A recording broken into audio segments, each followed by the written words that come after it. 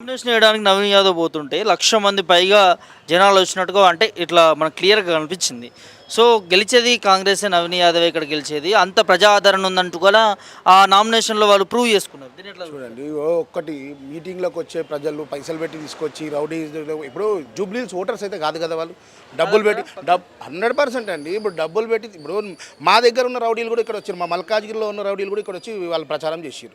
మరి అంటే అక్క వాళ్ళ ఓటర్ ఇక్కడ వాళ్ళ ఓటర్ చెప్పాలి, మనం చెప్పేది కాదు ఇక్కడ. ఓటర్లు తిరిగితే 1,00,000 ఓటర్లు వస్తే ఖచ్చితంగా ఓటర్ వస్తుంది అంటారు. అంతేగాని ఏదో రౌడీలను వేసుకొని ఎంబడేసుకొని ఏదో క్రౌడ్ మందలేక తిరగంగానే గెలిచిపోతామంటే అది కరెక్ట్ కాదు కదా. నవీన్ యాదవ్ ప్రజా ఆదరణ ఉందంటున్నారు. దాన్ని ఎట్లా చూస్తారు మీరు? నవీన్ యాదవ్కి ప్రజాదరణ ఎలా ఉంది అంటే ఆయన ఇప్పటికే చేస్తున్న అరాచకాలం. నిన్న మేము ఒక చాయ్ బండి అతని దగ్గరికి వెళ్తే ఇప్పటికే నవీన్ అన్న పంపించారని చెప్పి రోజు 100 రూపాయలు 500 తీసుకుంటున్న రోజులు ఇవి. ఇంకా ఎమ్మెల్యే అయితే ఇంకేం చేస్తారో అని అట్లా ఆదరణ ఉంది. ఆదరణ అనేది అది ఉంది, భయం ఉంది పబ్లిక్లో, భయం ఉంది. ఈయన వస్తే ఇప్పటికే ఇన్ని అరాచకాలు ఇంత రౌడీజం ఇంత ఉన్నది, ఇంక ఈయన ఎమ్మెల్యే అయితే ఇంకేమేం చేస్తాడో అన్న భయం ఉంది పబ్లిక్లో. చిరు వ్యాపారుల కాడ నుంచి పెద్ద పెద్ద వ్యాపారస్తులు కూడా అందరూ భయంలోనే ఉన్నారు. ఎందుకు అట్లా భయపట్టిస్తున్నారు? Rowdy sheet background.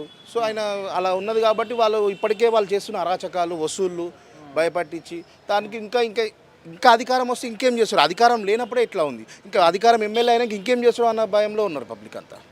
భయపడుతున్నట్టు రోటర్ మాట్లాడాను కూడా మేము కూడా వెళ్తే భయపడుతున్నారు. అదే ఇప్పుడు నవీన్ యాదవ్ కోసం వ్యతిరేకంగా ఇప్పుడు మాట్లాడుతున్నకే భయపడుతున్నారు అంటే రేపు ఓటు వేస్తారని ఇలా అనుకుంటారు, ఆధారం ఉందని ఇలా అంటారు చెప్పండి. నవీన్ యాదవ్ కోసం ఇప్పుడు కనీసం మాగంటి గోపీనాథ్ కోసం అడగండి, ఎవరైనా మాట్లాడతారు. గోపీనాథ్ గారు అది చేసిరు ఇది చేసిరు, వాళ్ళు ఎమ్మెల్యే 12 సంవత్సరాలు ఆయన ఎమ్మెల్యే కాకముందు కూడా ప్రజల్లో ఉన్నాడు. అమ్మ లేడీస్కి అందరికి కానీ వాళ్ళందరికీ పోటీలు పెట్టి వాళ్ళకి గిఫ్ట్లు ఇవ్వడం, వాళ్ళని ఎంకరేజ్ చేయడం చాలా బాగా ప్రోగ్రాంలు అని చేసాడు. నవీన్ యాదవ్ ఏం చేసాడు అట్లా.